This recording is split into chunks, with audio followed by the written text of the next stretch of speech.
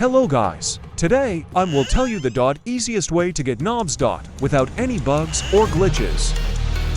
Rooms is obviously the best, but I'm going to tell you easiest and fastest way to get knobs. So, in Rooms, you should get a lot of coins. But maximum coins you should get is 10,000. It's because of maximum knobs you can get from coins is 500 which is equal 10,000 coins.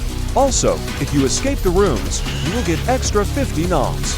And you don't always should go to door a 1,000 to get extra 50 knobs, because you can get it by escaping any possible way. So, the maximum knobs you can get in Rooms is 550 knobs, which is a lot. But if you're new and can easily die in the rooms, I have a solution for this.